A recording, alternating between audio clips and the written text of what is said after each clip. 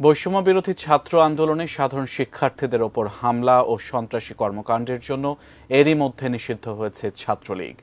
এরই মধ্যে আত্মগোপনে আছেন সংগঠনটির শীর্ষ পর্যায়ের নেতারা। সংগঠন নিষিদ্ধ হওয়াতে প্রকাশ্যে কোনো কর্মসূচিও করতে পারছে না তারা। এবার নতুন এক পরিকল্পনা নিয়ে মাঠে নেমেছে নিষিদ্ধ সংগঠন ছাত্রলীগ। নাম পরিবর্তন করে আবারও রাজনীতিতে ফিরতে চাইছে তারা। আরো বিস্তারিত জানাচ্ছেন সহকর্মী মোহাম্মদ সোহাগ বিশ্বাস।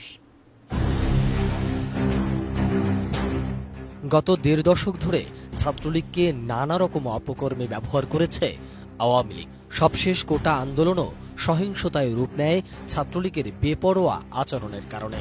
ভিন্নমত দমনে সাধারণ শিক্ষার্থীদের উপর চালিয়েছে অমানবিক নির্যাতন, যার ফলে ঐতিহ্যবাহী এই সংগঠনটি সন্ত্রাসী সংগঠনের তকমাও পেয়েছে।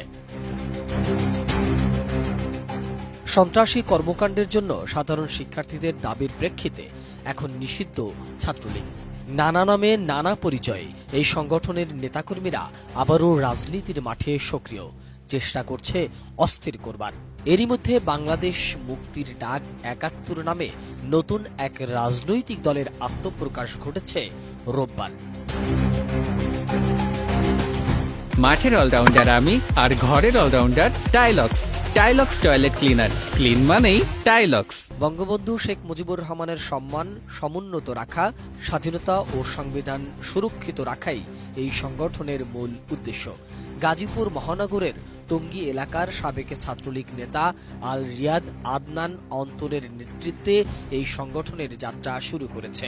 শনিবার ১৬ নভেম্বর রাজধানী ঢাকার উত্তরায় একটি রেস্টুরেন্টে অতি গোপনীয়তার সঙ্গে আত্মপ্রকাশ ঘটে এই সংগঠনটির। ওই সংগঠনের কয়েকটি ছবি এবং সংগঠনটির ঘোষণাপত্র সহ বিভিন্ন তথ্য নিয়ে গণমাধ্যমে বিভিন্ন খবর আসে। বাংলাদেশ মুক্তির ডাক ৭১ সংগঠনটির ঘোষণাপত্র ও লক্ষ্য বিশ্লেষণ করলে দেখা গেছে এটি আওয়ামী লীগ ও নিষিদ্ধ ছাত্র সংগঠন ছাত্রলীগের আবরণে কাজ করতে শুরু করতে যাচ্ছে। সংগঠনের মূল লক্ষ্য হিসাবে বলা হচ্ছে বাংলাদেশের স্বাধীনতা, সংবিধান, জাতীয় পতাকা, জাতীয় সঙ্গীত ও মুক্তিযুদ্ধের ইতিহাস সুরক্ষিত রাখা, মুজিববাদ প্রতিষ্ঠার মধ্য দিয়ে শেখ মুজিবুর রহমানের সম্মানকে সমুন্নত রাখা। বাংলাদেশ মুক্তির ডাক ৭১ সংগঠনটির চেয়ারম্যান হিসাবে দায়িত্ব নিয়েছেন আল রিয়াদ আদনান অন্তর।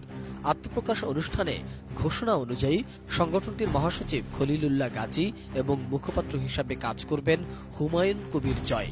এদের মধ্যে চেয়ারম্যান অন্তরের রাজনৈতিক পরিচয় ও ঠিকানা পাওয়া গেছে, বাকিদের পরিচয় এখনো জানা যায়নি।